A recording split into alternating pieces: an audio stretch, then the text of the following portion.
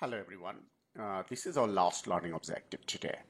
In the last two videos, we have discussed about the growth investing in terms of small cap investing and IPO investing.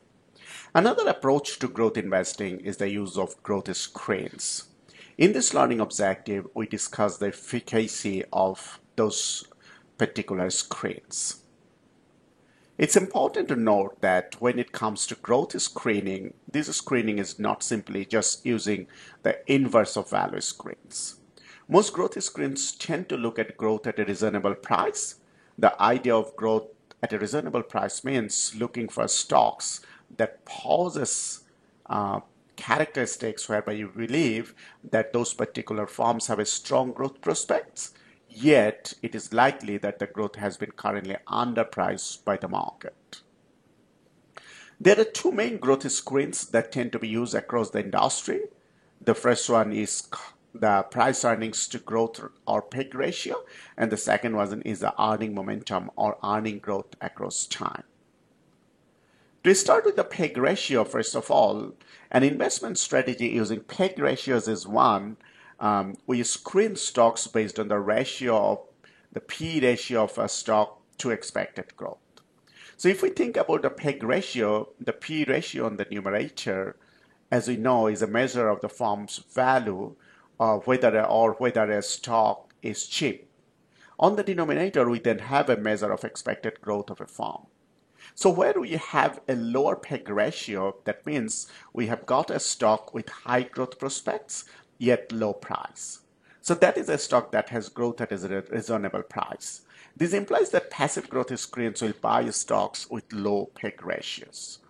Now there is some evidence that suggests that stocks that have a low PEG ratio do tend to earn high returns. A Morgan Stanley study found that stocks with low PEG ratios outperform the S&P 500 index. However, it has been argued that this outperformance may simply be explained by risk, because not only low PEG ratio stocks earn higher returns, they also tend to be riskier.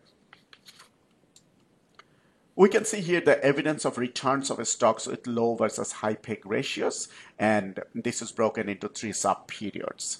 So here the stocks were ranked on the basis of the PEG ratios, and this is the quantile that includes the lowest PEG ratio stocks, and this is the quantile that includes highest PEG ratio stocks. And you can see that lowest PEG ratio portfolio generates a return that is significantly higher compared to the return generated by high PEG ratio stocks.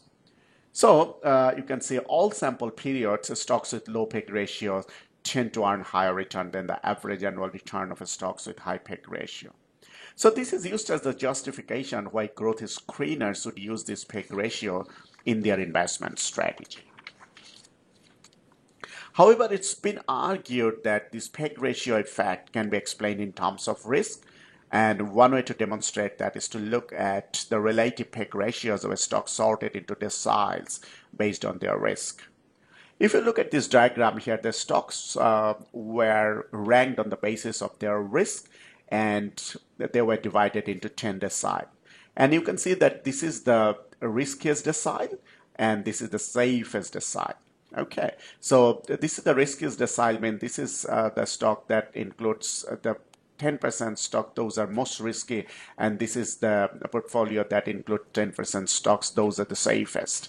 Now you can see that this riskiest decile has the lowest PEG ratio, and the safest decile has the highest PEG ratio.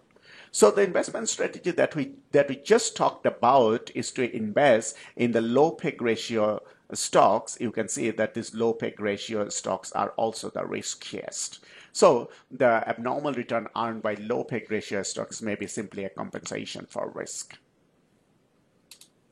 Another strategy based on passive screening for growth is the earning momentum. This is the idea of looking at earning growth over past periods. If investors underestimate the growth across sectors and firms, or they don't fully incorporate it into prices, then stocks that have experienced positive earning growth over the past should achieve positive returns in the future, because earning growth is not fully incorporated in the current price.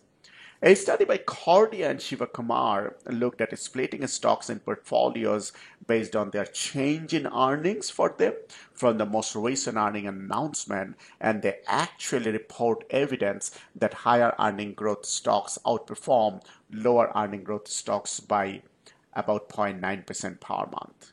So this is consistent with the idea that using growth in the past earnings can be a way that you can identify those stocks with growth prospects, and this appears to have some merit as an investment strategy based on the philosophy that investors are not fully incorporating those growth prospects into the price.